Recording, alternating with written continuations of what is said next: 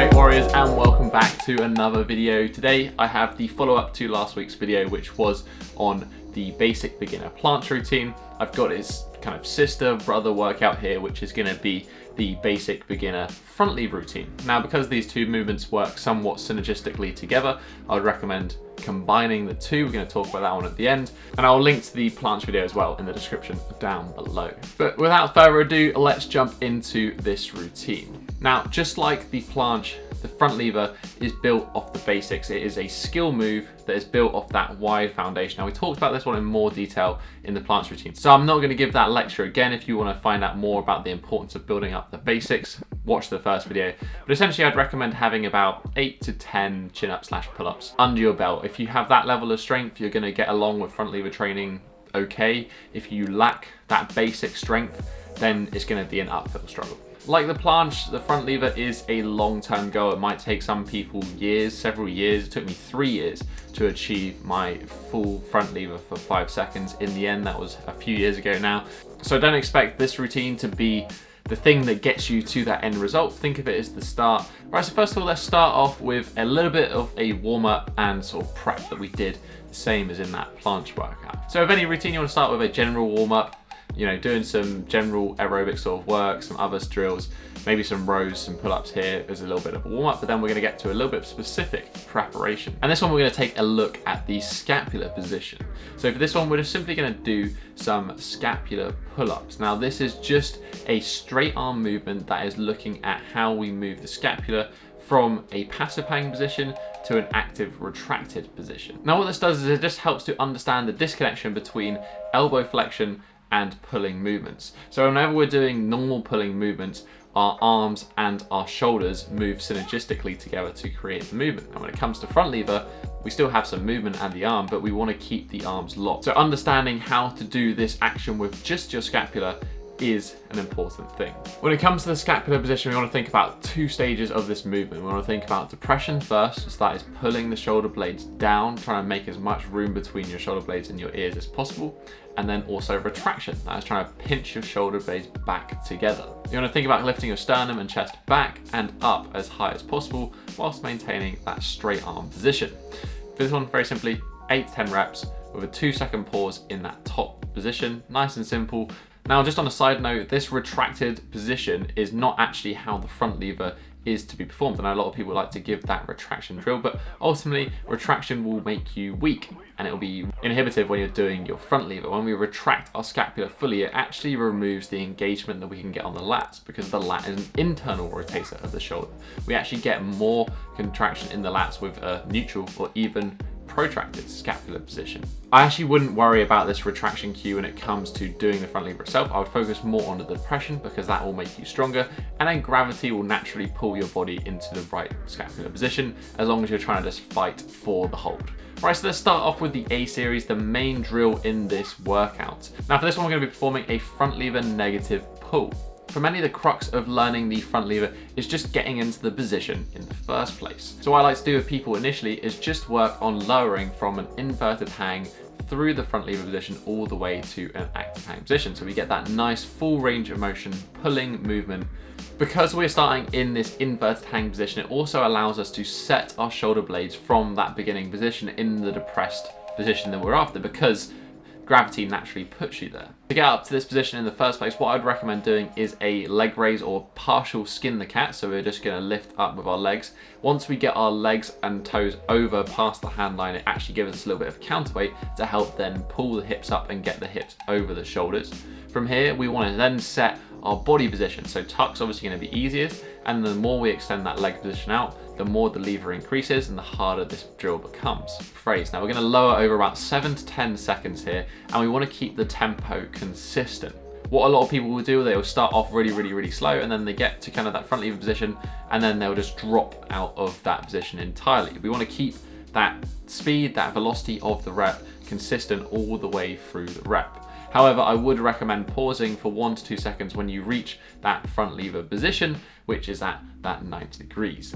The important thing to think about when you're doing these negatives is that it should be hard. You shouldn't actually be able to hold and stay in this position. You want to be using an intensity of front lever in which you can't quite hold and the negative has to happen. You're not letting the negative happen, gravity is forcing it. So if you find tuck a little bit easy, just start to bring the knees out slightly so it just is forcing your hand and you can't quite hold that position and you're already having to grind out to lower it down. We're going to perform a total of 2 to 4 reps here for that 7 to 10 second negative, and if you need to, you can take about 5 to 10 seconds between reps, but you're just going to make sure each time you're getting up into that starting position. Yes, you can do it with the hanging leg raise, or you can kind of just wrap your feet around and pull yourself up, whichever way works. As long as you're starting from that inverted position and lowering, that is the main bit. If you can do the pull itself, then we can replace this exercise for just doing front lever pulls as reps. And the tempo there would be still with that negative bias. We want to do kind of a 1 second up, 6 seconds down, again with a couple of seconds pause in that front lever position.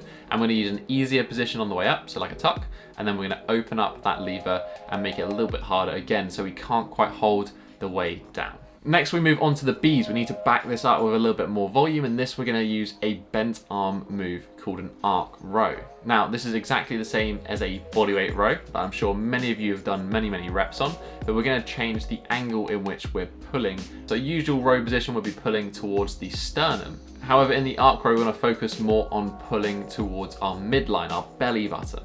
Now this is going to make things dramatically harder. Now don't let your ego get in the way with this one. This drill is actually quite hard, so you're probably going to have to take a few steps back and be much more vertical than you would with your normal bodyweight rows, but that's fine because that is the intention of the drill.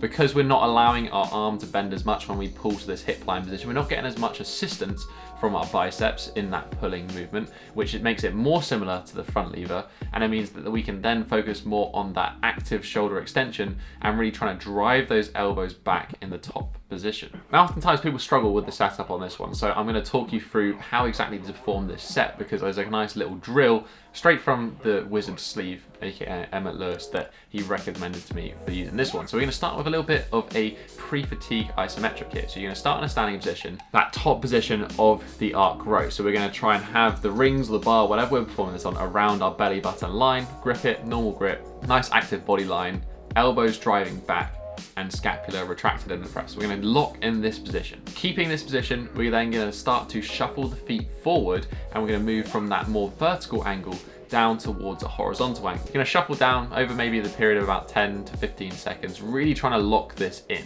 Once you find a position that's kind of hard, that you're struggling to hold, from here, you're then going to lower into the bottom of a row position, and you're going to perform your set of 6 to 8 reps with a 2 second pause in that top position. And that is your angle you're going to work at. Again, this one is all about quality of movement and focusing on the contraction more than it is about taking your ego and trying to go a little bit lower than you can actually handle. We don't necessarily want to grind it out, we want to just do these reps well. Finally, we can finish up with a little bit of an accessory movement. I got something that is slightly unusual for you, and this one is a band straight arm pull down. So actually very similar to a standard gym exercise, something like a cable machine lat pull down. But I'm presuming that people are either stuck at home, don't have access to gyms, or your focus is on bodyweight, so we're not necessarily going to be in the gym. This is why a band comes in useful.